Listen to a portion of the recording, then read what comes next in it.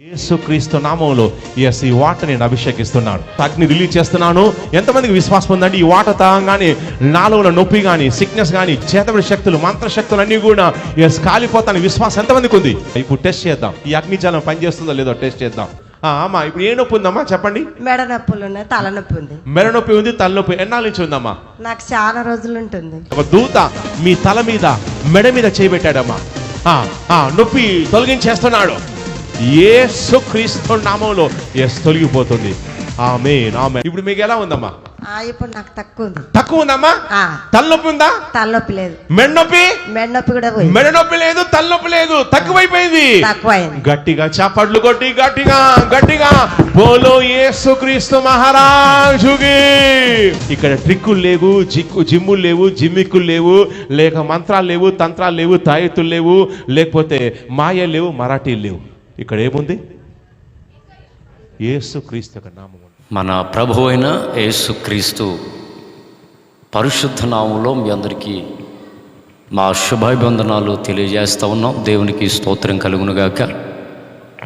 ఈ ప్రత్యేకమైనటువంటి లైవ్ వీడియోని మీకు అందించడానికి ప్రభు మాకు ఇచ్చినటువంటి ధన్యతను బట్టి నేను ఎంతగానో ప్రభువుని స్తుతిస్తున్నాను.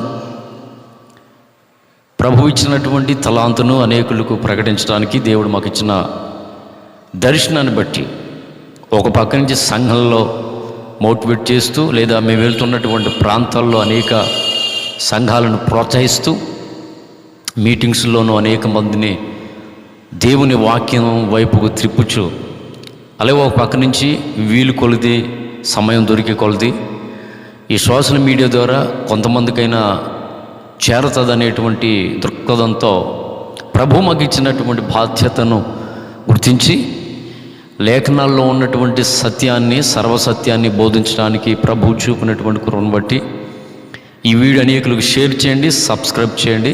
తప్పకుండా ఈ సంగతులను మీరు గమనించాలని ప్రేమతో తెలియజేస్తున్నాను. ఇప్పటి వరకు మీరు ఒక వీడియో చూశారు.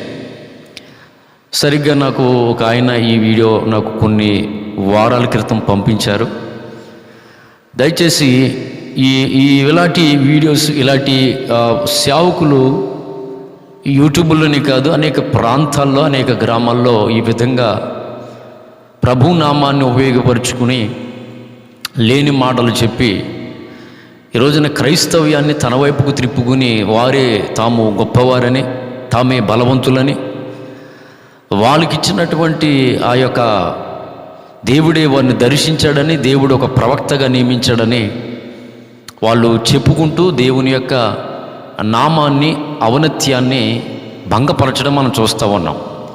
వీళ్ళలో ఇలాంటి వాళ్ళు ఎక్కువ శాతం మత ఛందస్వాదులకి అవకాశం ఇవ్వటం, మతోన్మాదులకి ఎక్కువగా ఇలాంటి వాళ్ళే అవకాశం ఇవ్వటం మనం చూస్తూ ఉన్నాం.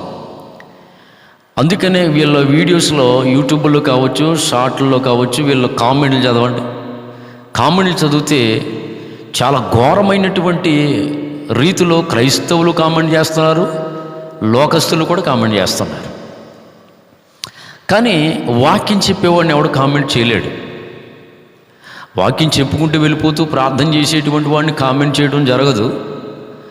ఎక్కువ శాతం వాక్యం చెప్పేవాడిని, సత్యాన్ని బోధించేవాడికి కామెంట్లు విరోధంగా, వ్యతిరేకంగా రావు. కానీ ఈ ప్రాపర్టిక్స్ అని, లేదు ఈ స్వస్థతల పేరిట మోసపరుస్తున్నటువంటి వాళ్ళ యొక్క వీడియోస్లు ఎక్కడైనా చూడండి, వాళ్ళ కామెంట్లు చదవండి, మీకు అర్థమైపోద్ది ఎంత ఘోరంగా ఉంటాయో. దయచేసి ప్రభువు వీళ్ళ గురించి ముందుగానే తెలియజేశాడు. ఆ కాలంలో గారడీ సీమోను అనేటువంటి ఒకడు ఉన్నాడు.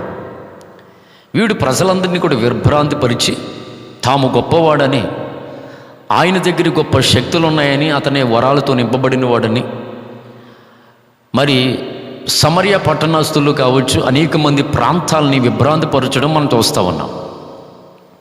సరిగ్గా ఫిలిప్ అనే దేవుని సేవకుడు దిగొచ్చాడు. ఫిలిప్ అనే సేవకుడు ఎప్పుడైతే వచ్చాడో వాక్యం ఎదుట ఈ గారడి వాడు నిలబడలేకపోయాడు. నిజమే, ఈ మోసపరిచేటువంటి జనాలు సంపాదించి సంఘాలు కట్టేటువంటి వాళ్ళు ఎంత కాలం అంటే వాక్యం ఉన్నటువంటి వాడు బయటకు వచ్చేవరకే. సరిగ్గా వాక్యం ఉన్నటువంటి వాళ్ళని దేవుడు ఎప్పుడైతే బయటికి తీసుకొస్తాడో ఆటోమేటిక్గా ఈ దొంగేసాలు వేసినటువంటి వాళ్ళందరూ కూడా బట్టబయలైపోతారు. వీళ్ళు పరీక్షలు రేపు ఏమి నిలబడవు. అంటే వాక్యం దిగొచ్చే వరకు మాత్రమే వీళ్ళ వేషాలు కానీ వీళ్ళ నాటకాలు కానీ వీళ్ళ పరిచర్లు జరుగుతాయి. కానీ సరిగ్గా వాక్యం దిగొచ్చినప్పటికీ, పిలుపు దిగొచ్చినప్పుడు ఏం చేశారు? పట్టణస్తులందరూ మరలా వాక్యం వైపు తిరిగారు. ఈ గారడి సీమోన్లు ఉంటారు. అయితే దేవుని యొక్క ఉన్నతమైనటువంటి సత్యాన్ని, ఆ బోధన ఎప్పుడైతే ప్రకటిస్తారో, అగ్ని దిగవచ్చేస్తే అది ఏది నకిలీయో ఏది ఒరిజినల్ తెలుస్తుంది. అగ్ని అనగా దేవుని వాక్యం. కాబట్టి ఈరోజు వాక్యం ఉపదేశం ఉన్నటువంటి వాళ్ళు చేతిలో పడనంతసేపు, వాళ్ళు దృష్టిలో పడినంతసేపు కూడా వీళ్ళు గొంతులేస్తూనే ఉంటారు ఈ వ్యాసం వేసుకుని. కాబట్టి ఈరోజు దేవుని సేవకులు ఇది గమనించాలి. సత్యాన్ని ఉన్నతంగా దేవుని వాక్యం కొరకు లేదా సేవ కొరకు ప్రభు చేత ఏర్పరచబడిన వారందరూ కూడా ఇలాంటి విషయాల్ని చూచి వదిలేకుండా దీన్ని తప్పక స్పందించాలని, సంఘాలను క్రైస్తవ్యాలని అపరిమితం చేయాలని ప్రభు పక్షాన్ని మీకు తెలియజేస్తూ ఒక అల్పుణ్ణైనటువంటి ఈ మాటలు కూడా ఆలకించాలని తెలియజేస్తా ఉన్నా. వీళ్ళ గురించి పరిశుద్ధ గ్రంథంలో స్పష్టంగా రాయబడింది. బైబిల్లో ఇద్దరు యేసులు ఉన్నారు. ఒకటి సిలువ వేయబడిన యేసు ఉన్నారు, సిలువ వేయబడని యేసు కూడా ఉన్నాడు బైబిల్లో.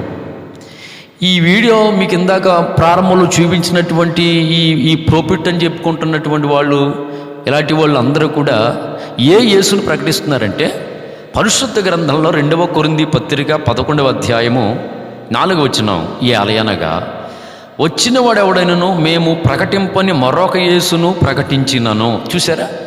వచ్చినవాడు. ఈ రోజున సేవకులు వచ్చేస్తున్నారు. పిలవడం కానీ, దర్శనం కానీ, ఏర్పాటు కానీ, దైవ చిత్తం కానీ ఏమీ లేదు. డైరెక్ట్ వచ్చేస్తున్నారు. వచ్చేసి వీళ్ళు ఏం చేస్తున్నారంటే, వచ్చేసిన వాళ్ళు ఏ యేసును ప్రకటిస్తున్నారు? మరొక యేసు. అందుకే పౌలు అయ్యగారు ఒక మాట చెప్తారు, మేము సిలువ వేయబడిన క్రీస్తునే ప్రకటిస్తున్నాం తప్ప అని అంటాడు. అంటే ఇక్కడ బైబిల్ గ్రంథంలో సిలువ వేయబడిన యేసు ఉన్నాడు, మరొక యేసు కూడా ఉన్నాడు. ఈ మరి ఒక యేసు ఎవరు? ఈ మరి ఒక యేసు ఎవరంటే, అద్భుతాల పేరట, స్వస్థతల పేరట, లేకపోతే ప్రవచనాలు అని చెప్పి ఈ విధమైనటువంటి మోసపూరితమైనటువంటి పరిచర్యలు ఎవడైతే ప్రారంభిస్తున్నాడో, ఇదంతా కూడా దేనిదంటే, ఎవరికి సంబంధించిందంటే మరొక యేసుకు సంబంధించింది.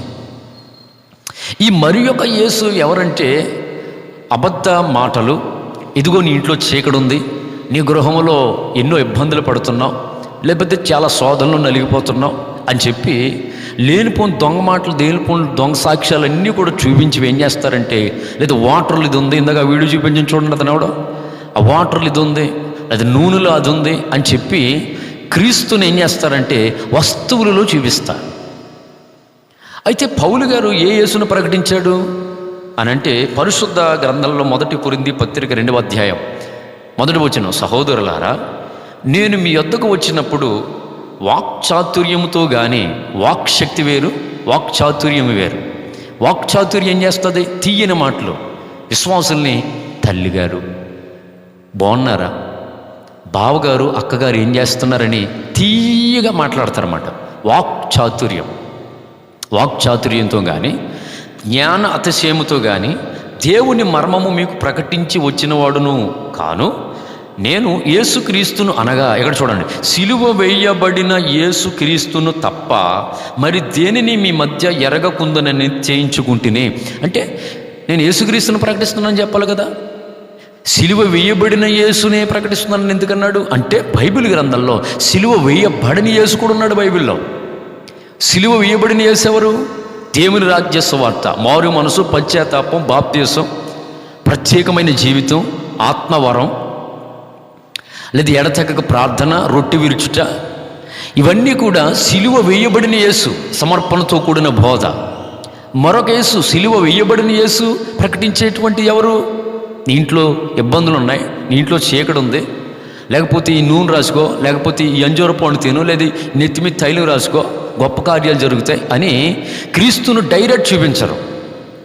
క్రీస్తుని ఏం చేస్తారంటే డైరెక్ట్ చూపించకుండా మధ్యలో కొన్ని మరి మ్యాజిక్లు చేసి కొన్ని మరి వస్తువులను చూపించి క్రీస్తు శక్తిని వస్తువులో ఉందని చూపిస్తారు.